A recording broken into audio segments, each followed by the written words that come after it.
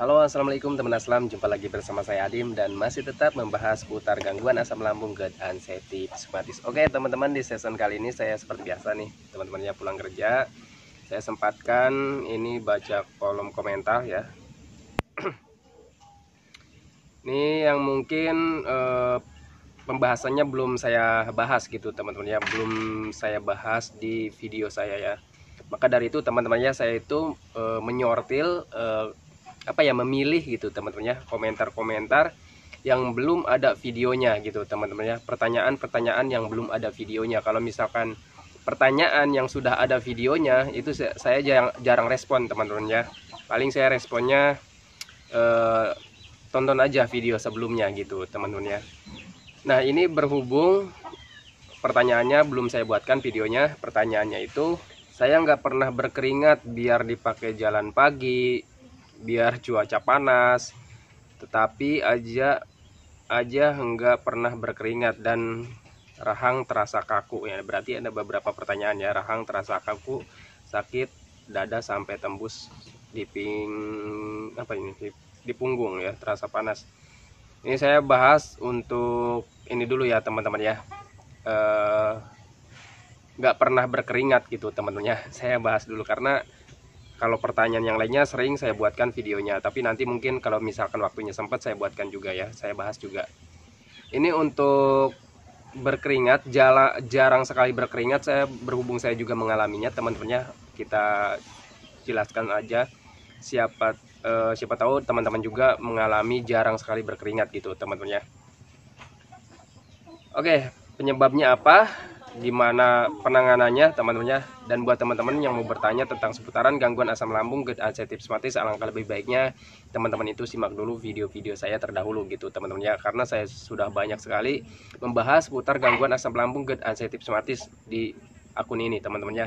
Gimana cara menanganinya, sensasinya apa, penanganannya gimana gitu teman-teman ya.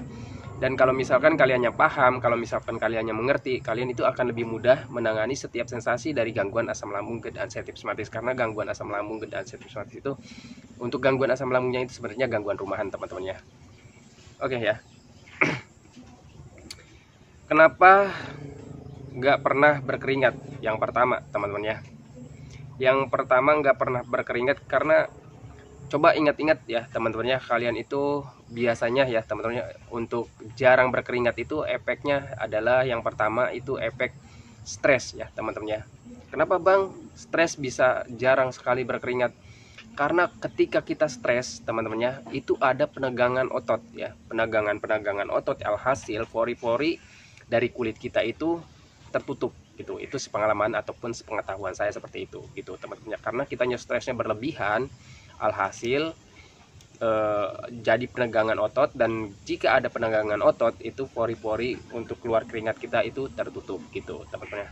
Itu yang pertama. Yang keduanya, mungkin saja selama ini teman-teman itu jarang gerak ya teman-teman ya. Kalau misalkan kalian terbiasa dengan tiduran, rebahan di dalam ruangan gitu teman-teman, waktunya itu sangat lama gitu teman-teman ya. Yang sepengalaman saya teman-teman ya, karena saya itu hampir berbulan-bulan jarang keluar ya teman-temannya. Sekalinya keluar paling cuma rebahan, terus duduk-duduk manis gitu teman-teman ya, jarang gerak. Nah itu kalau misalkan terus ya waktunya durasi yang sangat lama gitu teman-teman ya, itu juga bisa menyebabkan kita itu jarang sekali keluar keringat gitu teman-teman. Kalaupun kitanya aktivitas sekalipun gitu teman-teman, terus di tempat yang panas sekalipun itu jarang berkeringat. Terus yang ketiganya itu salah satu bentuk respon tubuh teman-teman. Bentuk respon tubuh dari apa? Bentuk respon tubuh kita saat tubuh kita itu mengalami gangguan gitu teman-teman ya. Karena kita itu sedang terkena gangguan pencernaan gitu teman-teman ya. Mungkin saja kalori kalian itu kurang ya, kalori kalian itu tidak karena pencernaannya kita itu mengalami gangguan, alhasil kalori kita juga tidak seimbang gitu teman-temannya. Alhasil ya yang namanya kalori itu tidak ada teman-temannya, ataupun kalorinya itu sedikit gitu ya, alhasil kitanya nggak bisa berkeringat, keluar keringat. Itu yang ketiga, dan itu sepengalaman dan sepengetahuan saya gitu teman ya. Terus gimana bang cara menanganinya? Yang pertama, kalau misalkan dari pencernaan, kalian perbanyak makannya, perbanyak minumnya gitu teman-teman, agar jumlah kalori kalian itu terpenuhi setiap harinya ataupun setiap jamnya gitu teman-teman ya. Terus yang keduanya, ya kalau misalkan kaliannya jarang gerak, coba terus aja latihan gerak gitu teman-teman. Gerak terus setiap hari, setiap pagi berjemur, setiap pagi berjemur dan jalan-jalan gitu teman-teman. Terus yang ketiganya, kalau misalkan kaliannya dari penegangan otot, dari efek stres ya, karena stres itu bisa menyebabkan penegangan otot. Ya sudah, kaliannya jangan stres teman-teman ya. Stresnya dikurangi ya. Kalau misalkan kalian stresnya memikirkan tentang sensasi, tentang penyakit, ya sudah jangan terlalu dipikirkan ya teman-teman. Untuk gangguan asam lambung itu sebenarnya gangguan rumahan teman-teman. Dan kenapa saya bilang gangguan rumahan? Karena ya banyak sekali teman-temannya yang mengalami gangguan asam lambung itu, bukan satu orang, bukan dua orang gitu teman-temannya. Kalau misalkan asam lambung itu penyakit yang berat ataupun penyakit yang berbahaya, sekian banyaknya orang yang terkena gangguan asam lambung, ya kalau misalkan berbahaya pasti M semua teman-temannya. Contohnya tadi ya teman-temannya, pagi itu di tempat kerja saya ada teman saya asam lambungnya juga kumat sama teman-temannya, sampai pulang kerja juga itu cuma dikerokan aja teman-teman ya. Dan saya tanya pas pulang ke rumah itu sering aja minum air hangat dan katanya sudah membaik teman-teman ya. Itu ya, jadi untuk gangguan asam lambung itu sebenarnya gangguan rumahan ya, semua orang mengalaminya gitu teman-teman ya. Kenapa bang ini terasanya sangat berat dan banyak sekali sensasinya? Karena kita terkena dua gangguan teman-teman ya. Yang pertama itu di medisnya, di asam lambungnya. Yang kedua kita itu ada traumanya teman-teman ya. Trauma dari mana sih bang? Ya trauma di awal-awal terkena kita gangguan asam lambung dan anxiety rheumatis. Ini pengalaman saya teman-teman ya. Saya di awal-awal terkena gangguan asam lambung itu sakitnya luar biasa teman-teman ya. Seperti mau, kalau misalkan ini cuma berandai-andai, kita itu selalu berandai-andai, ini emang bener tanda-tandanya mau mati kayak gini gitu teman-teman. Itu jadi rasanya seperti kita itu mau mati, padahal itu cuma baru rasanya, belum tentu rasa mau mati itu seperti itu gitu teman-teman ya. Itu pengalaman saya. Karena ya teman-teman ya, karena pengalaman saya itu saat terkena gangguan asam lambung itu di awal-awal sakitnya luar biasa teman-teman ya. Jadi keringat dingin gitu teman-teman. Keringat dingin itu sampai basah ya, sekujur tubuh kita itu sampai basah. Itu pengalaman saya teman-teman ya. Jadi kalau misalkan, mudah-mudahan teman-teman itu nggak ada traumanya dari situ teman-teman. Ini yang saya alami gitu ya.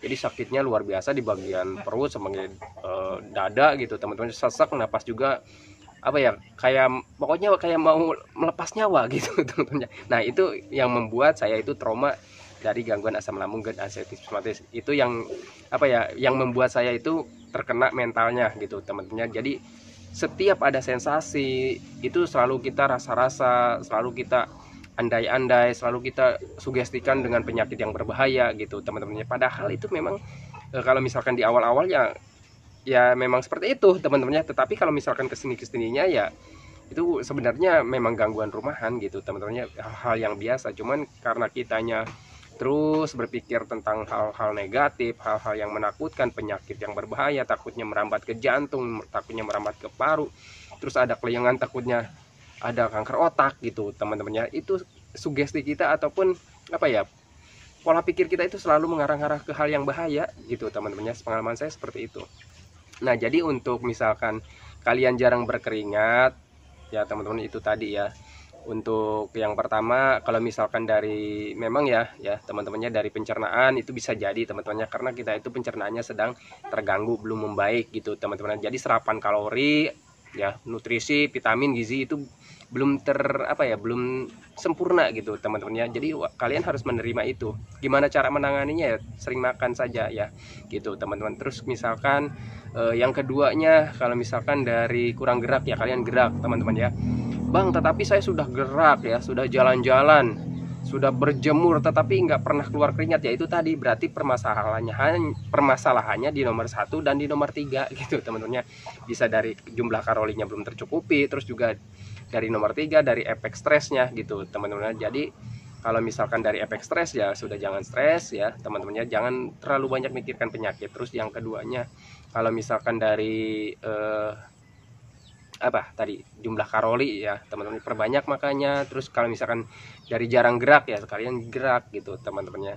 Itu ya untuk gangguan jarang keluar keringat gitu teman-teman. Terus juga kalau misalkan teman-teman itu mengalami sering tubuhnya itu merasa dingin teman-temannya. Nah, nanti saya buatkan videonya gitu teman-temannya, nggak dibahas di sekarang ini teman-temannya, nanti saya bahas di video berikutnya teman-temannya.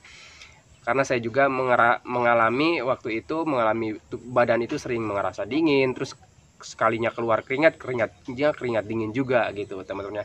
Saya mengalami itu, tapi nanti kita bahasnya nanti ya teman-teman. Sekarang udah sore ya teman-teman ya. Oke teman-temannya, jadi itu saja ya untuk pembahasan jarang keluar keringat gitu teman-teman ya. Meskipun sudah berjemur, meskipun sudah bergerak, meskipun sudah sering jalan-jalan, tetapi jarang keluar keringat, kalian konsisten saja lakukan seperti itu teman-teman ya. Jadi makannya diperbanyak ya, yang mengandung kalorinya juga diperbanyak ya teman-teman ya, yang bergizinya juga diperbanyak, yang bervitaminnya juga diperbanyak gitu teman-teman ya. Sering juga minumnya, terus juga kalau misalkan kalian kurang gerak ya terus aja gerak teman-teman ya, karena gangguan asam lambung gerd ulcerative colitis itu sembuhnya dengan kita bergerak gitu teman-teman. Terus yang ketiganya, kalau misalkan dari efek stres ya, karena tidak keluar keringat itu bisa jadi efek stres juga teman-teman ya. Jarang keluar keringat itu dari efek stres juga ya. Kalau misalkan kita stres, ada penegangan otot, akhirnya pori-pori kita mengecil, terhimpit teman-teman ya, karena penegangan ototnya. Nah, ya sudah, jangan stres gitu teman-teman, tangani stresnya ya. Sering hiburan, sering jalan-jalan ya teman-teman ya, jalan-jalan santai aja, pokoknya melakukan kegiatan ataupun aktivitas yang membuat kalian senang, membuat kalian itu bahagia, lakukan saja gitu teman-teman ya.